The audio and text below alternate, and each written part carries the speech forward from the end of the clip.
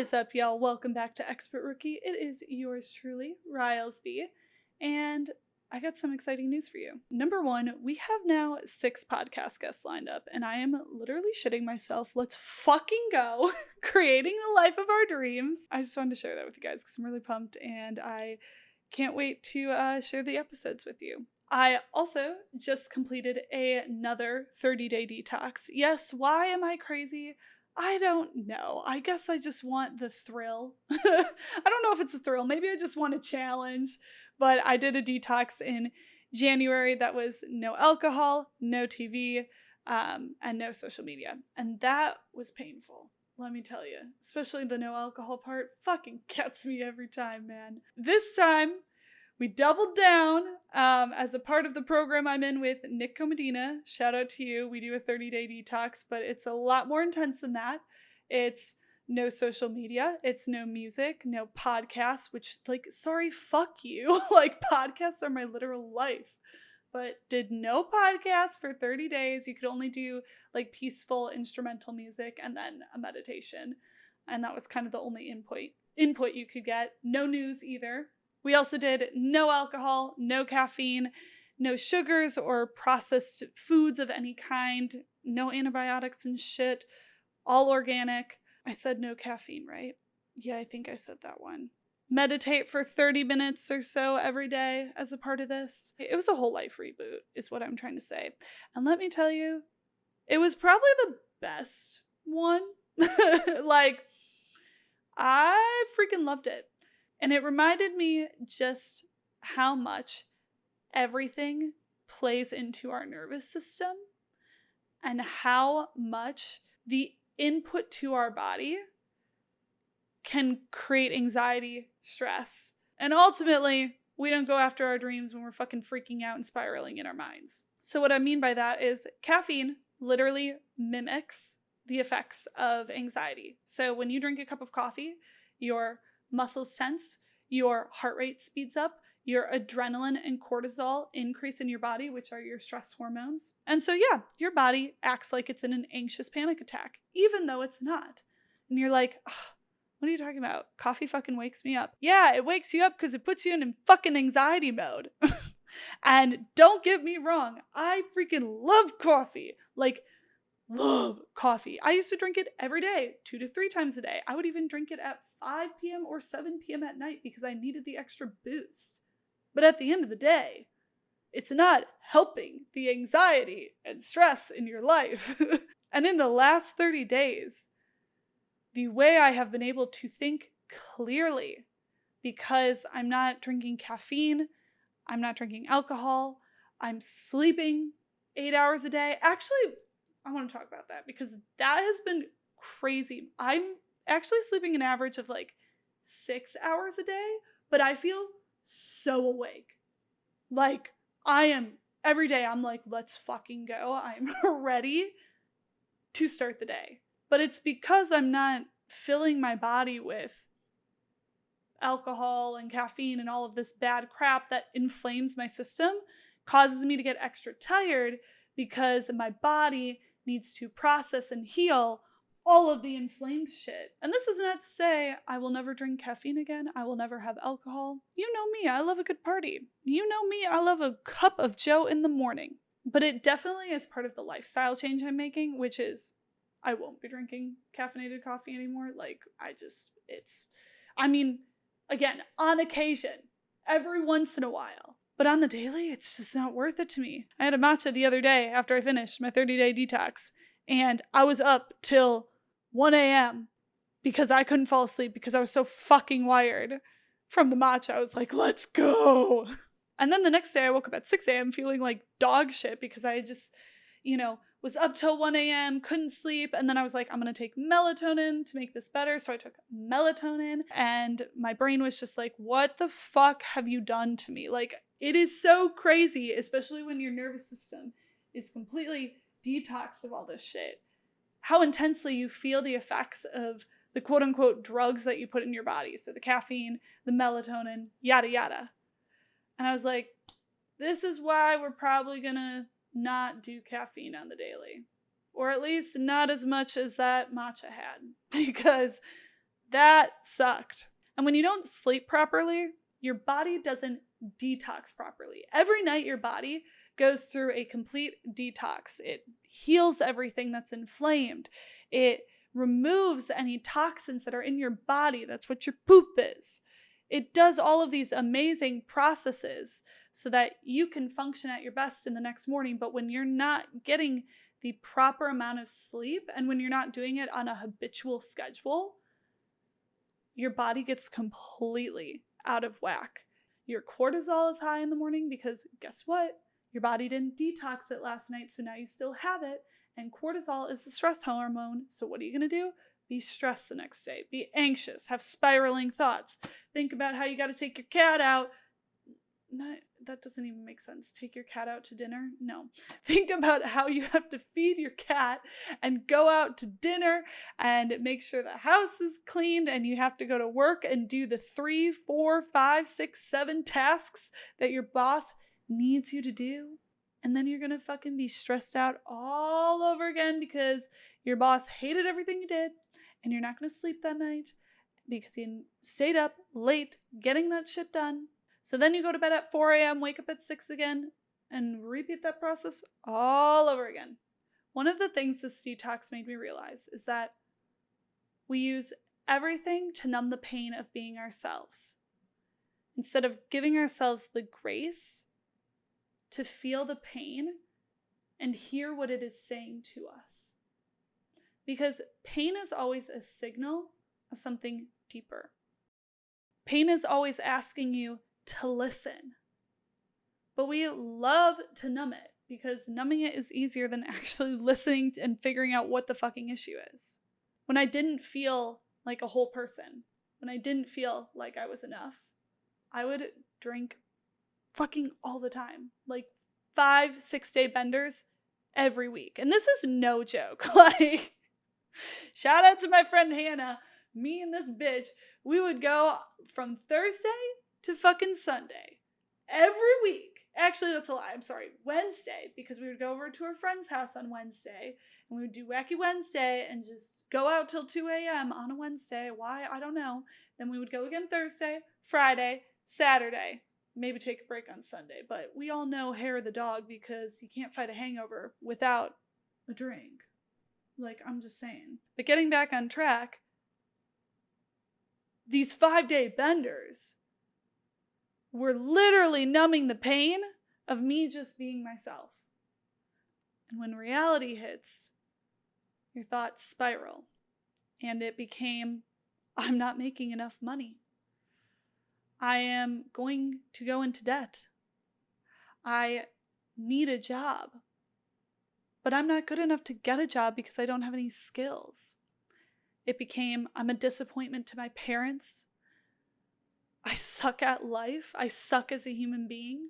And it's not that I wasn't working hard in the meantime. I was applying to 600 jobs a week. And that's not an exaggeration. Like, I was fucking out there doing the thing. But I was using all of my downtime to numb the pain instead of listening to what it was actually telling me. And upon reflection, there were so many things that were going on in life at that point. But at the core of it, it was my belief that I wasn't enough. And that belief that I wasn't enough turned into, I'm not getting a job. And it turned into me hopping around all these crazy random jobs, but nothing ever stable because I didn't feel stable inside. And then if we go a level deeper, at the end of the day, I'm hopping around all these jobs that I didn't actually want because what I always wanted to do was be a podcaster. What I always wanted to do was help people and touch others' lives. And when you're working in reality TV, that is the exact opposite of that. That is literally the definition of how do we fuck up someone's shit? Like, how do we mess up someone's life? And so I'm working in this environment that is completely misaligned from the person that I am and that I want to be. But it was because I didn't trust myself to go after the life of my dreams. I just kept coming up with the excuse that I need to make more money. in order to go after the life of my dreams. That money never came because I never thought I was good enough to make it. Then I go through a series of health issues, which force me to stop the 5-day benders. And I start going on this self-healing journey, right? And then I start going into self-development. And I start realizing that all of this outside noise wasn't allowing me to listen to my intuition. It wasn't allowing me to listen to what the pain was telling me. And this brings it back to the whole point of this episode, is that pain is always telling us something, but we so often choose not to listen to it. We choose to numb it off with alcohol, drugs, caffeine, whatever it is, right? Or we just choose to ignore it altogether until it becomes so bad that we end up in the hospital or spending thousands and thousands of dollars to fix the problem. And we love to push our pain under the rug, because if it's under the rug, then we don't see it and it's not there. But the pile under the rug always gets bigger when you keep pushing it under, until finally your rug is basically floating because there's so much shit underneath it. Your body is constantly trying to communicate with you and tell you what you need to know. And this can be anything from you need to relax to we need to start learning how to trust ourselves and be more confident to I'm not in the right space. And that's one of the things I've been working through recently. I came to Austin and there are so many freaking wonderful parts about it. But there's also this emptiness that I feel. And I'm like, why do I feel like something is missing? Austin has this insane entrepreneurial community out here. And everyone is just badasses and going after it and accomplishing their dreams, taking risks, building something that's bigger than themselves. And I mean, my brain has literally exploded since being out here. The things I'm learning, the things I am now understanding about business. But I also feel like this really weird, like something's missing. And I've been trying to hone in on it and figure out inside me what that is. And one of the things I came to today is I'm walking along the Barton Springs Trail that is connected to downtown. And it's just beautiful. And the realization I had is that my whole life, I have been trying to succeed, accomplish, get to the next goal. You know, when you're in high school, it's like, how many fucking APs can I take so that I can get into college and have most of my college credits for the first year done with already? And then it's like, okay, well, how many volleyball tournaments can I win? How can I be the best volleyball player so that a college will accept me? And once I graduate college, it's like I'm constantly trying to get a job and I'm constantly trying to make life work. And I'm just never content. I'm always trying and trying and trying and trying. And when you're constantly trying, my high achievers, you know this, nothing is ever just content.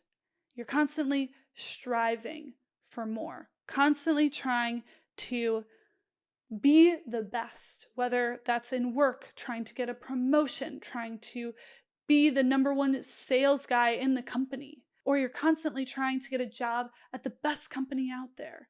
It's not just a production company. It's Fox. It's NBC. You're just constantly trying to outachieve what you've done in the past. But in constantly trying to outachieve what you've done in the past, you put this immense pressure and stress on yourself, and it becomes a suffocating air. It's literally like an elephant sitting on your chest.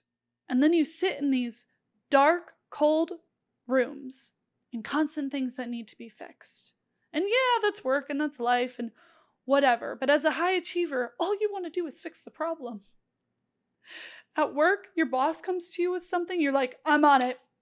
You're like, I will fix it. I remember my boss at the last job came to me and goes, I need to submit a presentation to the president in 2 hours. Can you whip this out? And I said, done. Let me go. I got this. So I hunkered down at my desk, hour and a half, done. Submitted it to the president. But when we do that, we inevitably put this immense pressure on ourselves. And because we're constantly trying to achieve something, we're constantly putting that source of validation in our lives out there, externally, saying that if I get this job, if I work at NBC, if I make $300,000 a year, hell, if I even make $100,000 a year, then I will be worthy. Then I will be okay. Then I will be content. Then I can calm down. But in doing that, you hurt yourself. You put this pressure on yourself. And you forget what life is really about. And so as I'm walking down Barton Springs today, I realize that my attention is so focused on an outcome. My attention is so focused on making the business work, making sure that you're a successful coach, and focusing on how many clients I bring in, how much money I make, and not focusing on the thing that really matters, which is why I'm doing this. The whole reason I'm out here in Austin is to embody what I preach, which is that you can go after the life of your dreams. You can make your passion your profession. I want to show people a different side of life. I want to inspire someone to go after their dreams, to chase the life that they've always wanted, because your passion can be your profession. But when we forget the mission, and we start focusing on these really practical, tactical things, we lose sight of what we're doing, and that is where the emptiness comes from. When we feel like we're not enough, it's because we're saying, oh, I will be confident, validated, I will be a whole person if I get the next promotion, if I make $100,000 this year, if I get into the college I want to get into, if I do X, then I will be perfect, whole, and amazing. But that is just never the reality. When you're constantly like, I want the business to make $500,000 a year, and then I'll feel okay, and then I'll calm the fuck down. No, the fuck you won't. Because it starts in here. And this is everything that I've learned and that I try and teach in my program, is that when you start becoming your own validation, you can literally do anything you want in this life. You can go after all of your dreams. Because at the end of the day, you are enough. You are worth it.